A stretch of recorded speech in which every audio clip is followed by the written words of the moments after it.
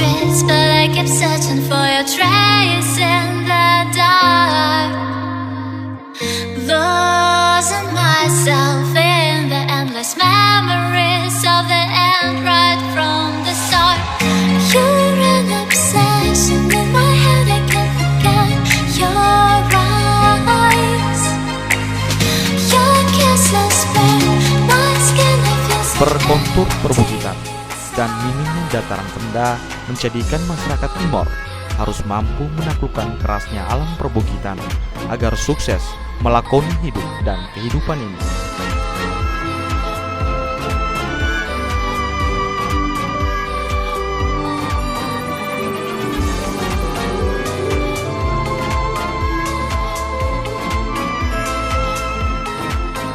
Secara turun-temurun masyarakat Molo yang mendiami wilayah Gunung Mutis sangat bergantung pada keberadaan gunung batu yang menjulang tinggi di barat pohon.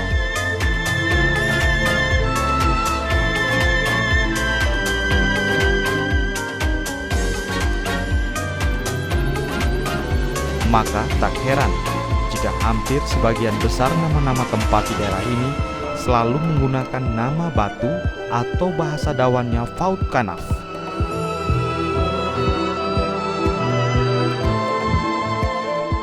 Masyarakat Molo di Kabupaten Timur Tengah Selatan meyakini di bawah batu yang menjulang tinggi ibarat pohon ini terkandung mata air yang menjadi tumpuan hidup.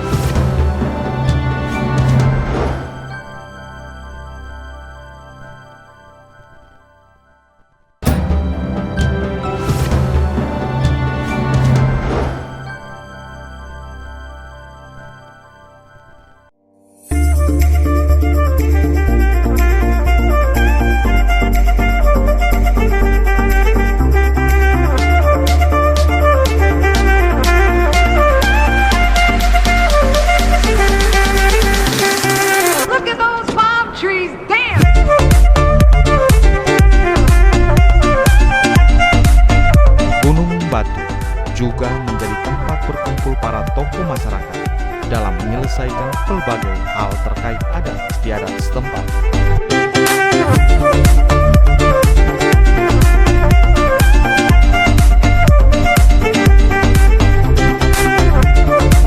Biasanya kalau orang musim hujan begini atau musim panas meminta berkat itu dari tempat batu itu, dan itu Bukit Batu di bawah istana raja itu. Tetapi karena semua keluarga terpencar, ada di Kupang, ada di Bikauniki, ada di Atambua, ada di Kefa, maka pada waktu kalau terjadi permasalahan, maka berkumpul di situ menjadi satu.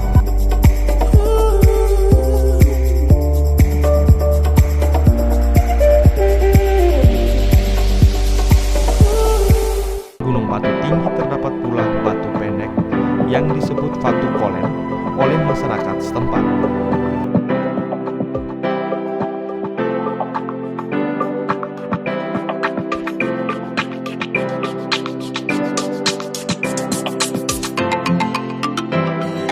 Fatu Kolen merupakan bebatuan yang terbentuk dari jalur air yang mengalir di sekelilingnya. Lihat saja bekas aliran air ini nampak di seluruh lekukan batu pendek atau Fatu Kolen.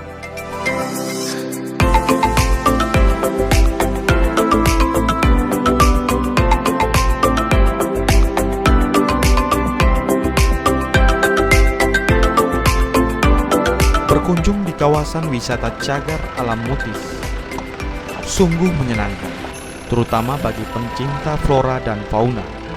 Nuansa pegunungan di ketinggian 1000 meter lebih di atas permukaan laut begitu terasa.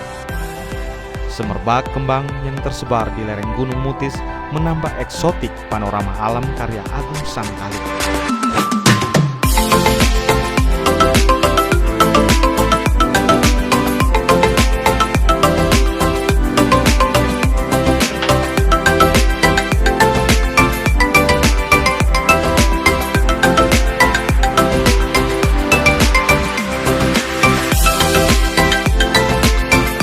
Kawasan wisata alam Gunung Mutis memiliki tipe vegetasi yang merupakan hutan homogen daratan tinggi.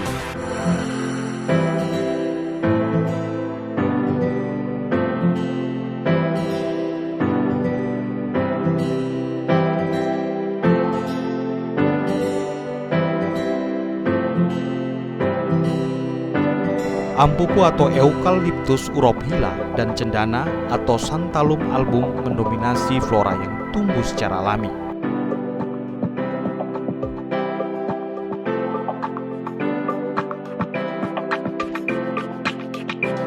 Di antara ribuan pepohonan menjulang tinggi terdapat pula pohon kerdil yang tumbuh subur di kaki Gunung Mutis yang masuk dalam kawasan cagar alam, merupakan daya tarik tersendiri bagi penikmat dan pencinta alam.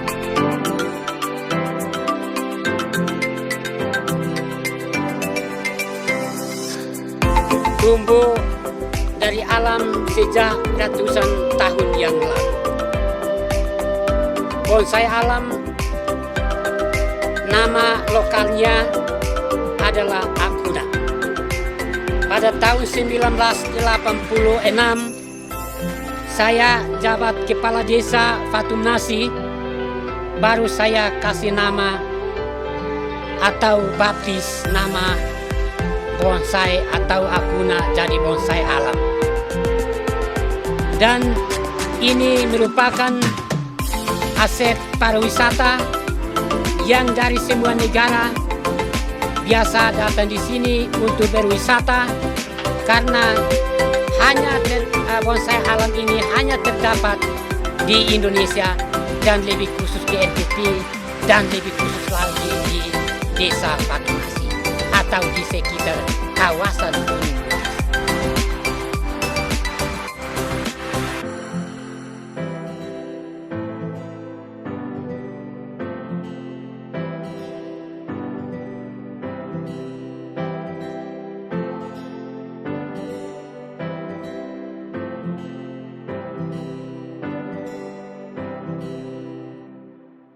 Bonsai alam ini dia pohonnya besar, tetapi tidak tinggi.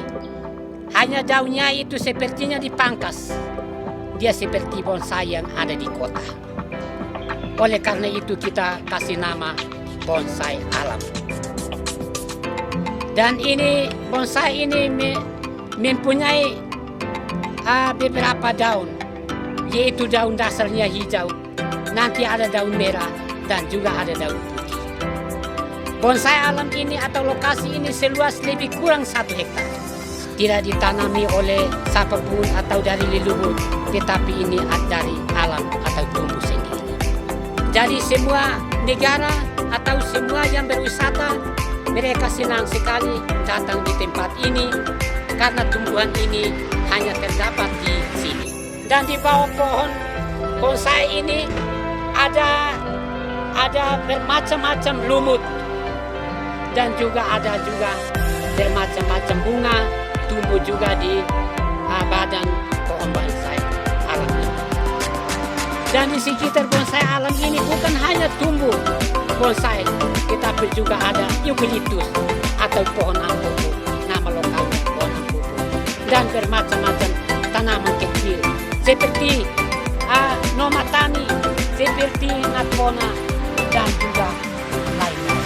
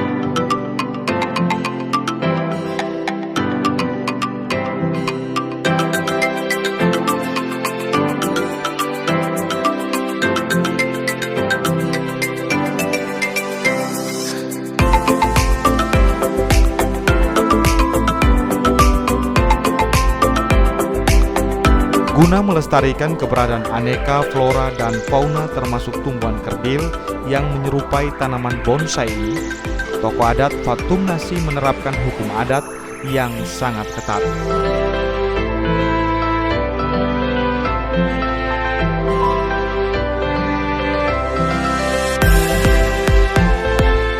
Alam ini Bapak atau Akuna tidak termasuk pohon-pohon yang di sekitarnya tidak bisa dimusnahkan atau dipotong sembarang. Kalau kedapatan nanti ada kena hukum adat. Karena itu sudah ada aturan adat yang disepakati di desa, di kantor desa. Jadi siapa yang berani potong bonsai alam atau pohon-pohon di sekitar bonsai alam, yaitu kena denda atau aturan adat atau aturan desa, yaitu sapi 1 ekor, babi besar 1 ekor, beras 50 kg, uang 500.000. Tapi itu masih sanksi-sanksi atau aturan-aturan sekarang. Kalau aturan-aturan dulu, yaitu leluhur masih ada, itu sanksi atau aturan-aturan yang hukuman ada hukuman ringan dan juga ada hukuman berat. Kalau setiap pelanggaran di dalam kawasan, apalagi pelanggaran untuk potong sembarangan di sekitar kawasan Gunung Mutis dan lebih khusus di kawasan bonsai alam.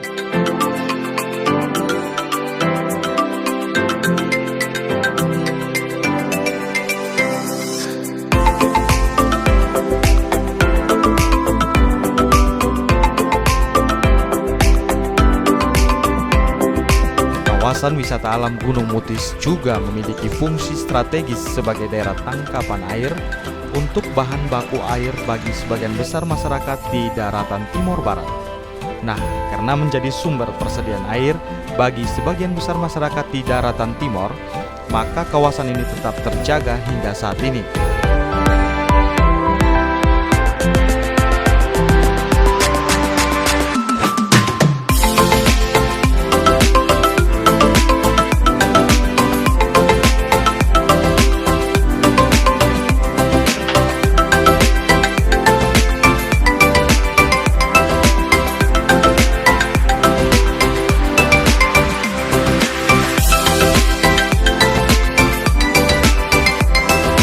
Kabupaten Timur Tengah Selatan bekerja sama dengan tokoh adat setempat mendirikan pemondokan tradisional Uma Kubobo atau rumah bulat dengan fasilitas seadanya.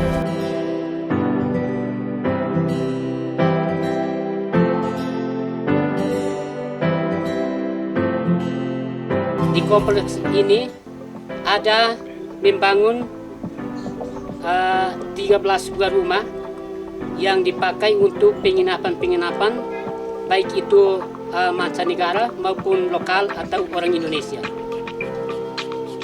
Semua itu dikatakan Umek Bubu atau rumah bulat yang ada pintu pendek, rumput sampai di tanah, itu ada dia punya arti semua. Dan penginapan ini ada yang pakai kulambu atau kasur, sedangkan ada yang lain hanya sebatas buat api di dalam. Dari itu kadang kita dari sebuah negara mereka mau coba dan ada yang sudah coba, walaupun rumah ini adalah merupakan rumah tradisional dari leluhur sampai hari ini.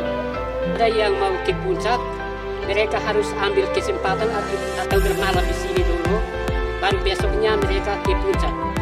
Karena kalau mereka tidur di Soe atau di Kupang, mau menikmati sunrise atau terbitnya matahari, mereka harus tidur di sini. Jam 4 atau jam 5 mereka sudah ada di Gunung Mutis sebagai puncak tertinggi di NTT dan lebih khusus Pulau Tidung.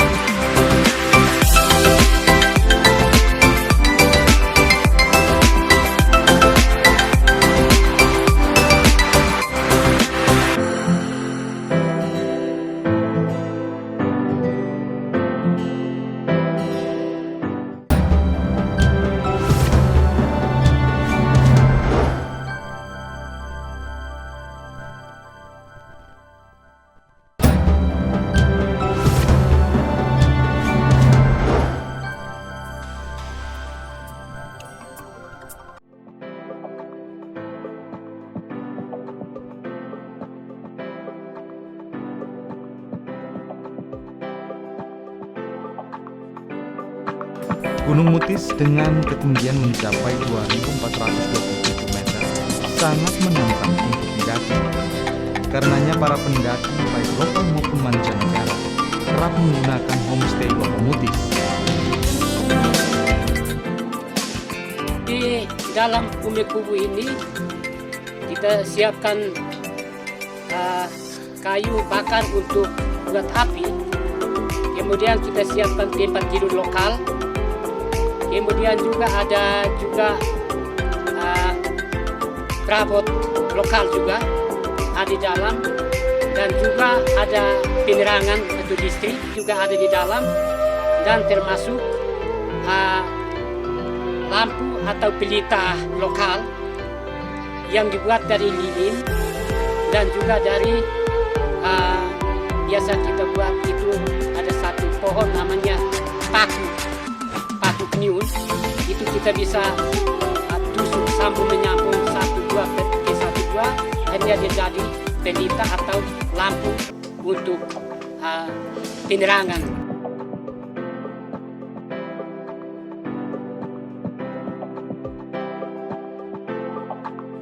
Di kawasan Cagar Alam Mutis terdapat benda pusaka yang ditinggalkan para leluhur suku Molo. Sayangnya, benda-benda pusaka hanya dapat terlihat oleh generasi Molo. Kalau di dalam kawasan seperti rumah-rumah tradisional dan juga ada peninggalan-peninggalan leluhur, dan juga itu ada tempat-tempat ritual. Kemudian ada juga tenun ikat, ada kelompok tenun ikat, dan juga ada sanggar budaya juga ada di luar kawasan. Kemudian juga nanti di dalam kawasan itu seperti ada pohon-pohon besar, yaitu pohon ampupu.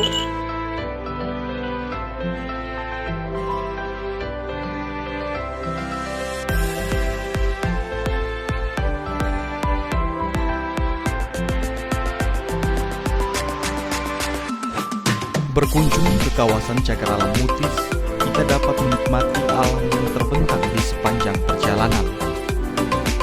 Hal ini membuat kesan yang mendalam agar dapat kembali ke desa Fatunasi, Kecamatan Molo Utara, Kabupaten Timur Tengah Selatan.